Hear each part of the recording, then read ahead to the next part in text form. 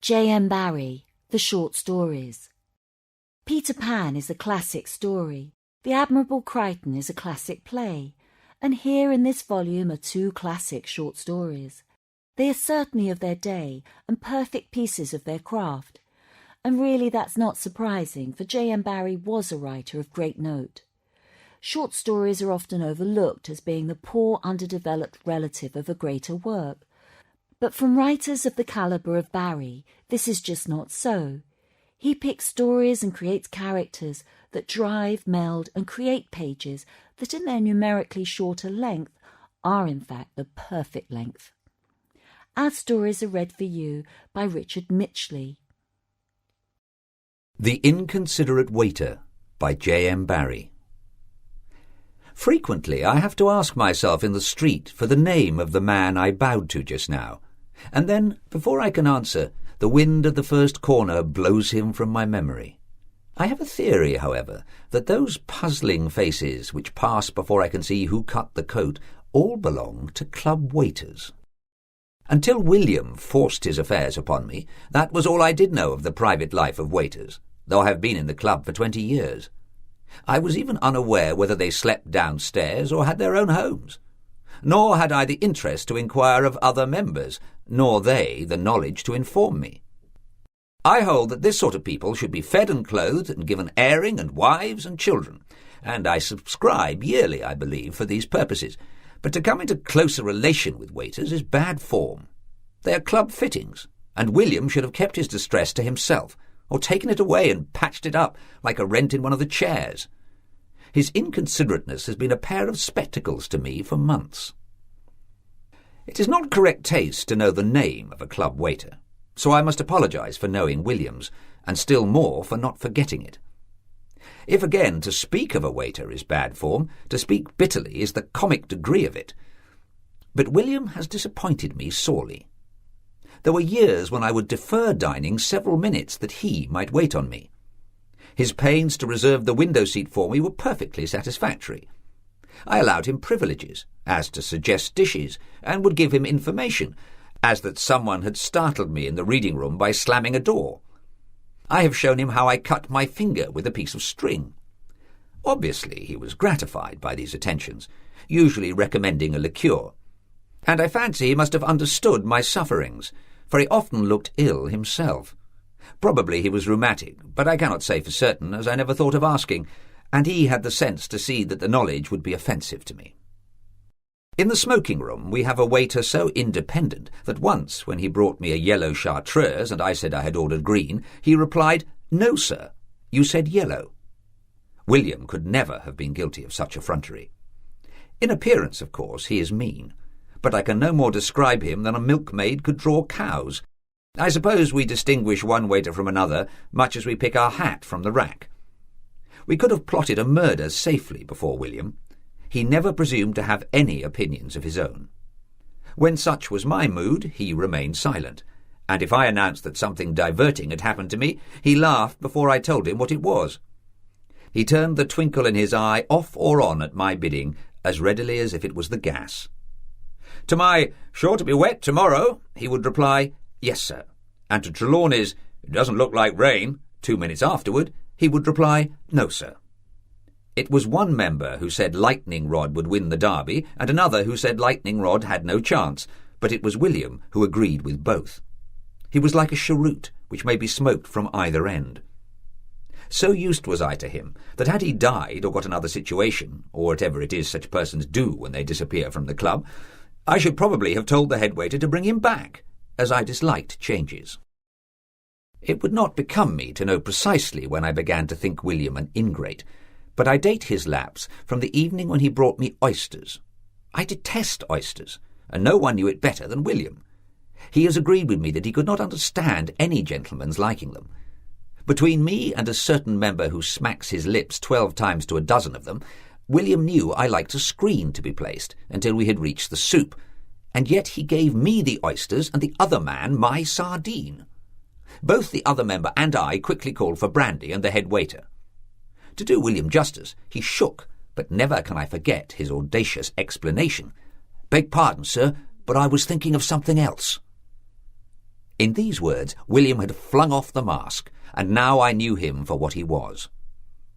I must not be accused of bad form for looking at William on the following evening. What prompted me to do so was not personal interest in him, but a desire to see whether I dare let him wait on me again. So, recalling that a caster was off a chair yesterday, one is entitled to make sure that it is on today before sitting down. If the expression is not too strong, I may say that I was taken aback by William's manner. Even when crossing the room to take my orders, he let his one hand play nervously with the other. I had to repeat "sardine on toast" twice, and instead of answering "yes, sir," as if my selection of sardine on toast was a personal gratification to him, which is the manner one expects of a waiter, he glanced at the clock, then out at the window, and starting, asked, "Did you say sardine on toast, sir?" It was the height of summer, when London smells like a chemist's shop, and he who has the dinner table at the window needs no candles to show him his knife and fork. I lay back at intervals, now watching a starved-looking woman sleep on a doorstep and again complaining of the club bananas. By and by I saw a girl of the commonest kind, ill-clad and dirty, as all these Arabs are. Their parents should be compelled to feed and clothe them comfortably, or at least to keep them indoors where they cannot offend our eyes. Such children are for pushing aside with one's umbrella. But this girl I noticed because she was gazing at the club windows. She had stood thus for perhaps 10 minutes when I became aware that someone was leaning over me to look out at the window. I turned round. Conceive my indignation on seeing that the rude person was William. "How dare you, William?" I said sternly. He seemed not to hear me. Let me tell, in the measured words of one describing a past incident, what then took place. To get nearer the window, he pressed heavily on my shoulder. "William, you forget yourself," I said, meaning, as I see now, that he had forgotten me.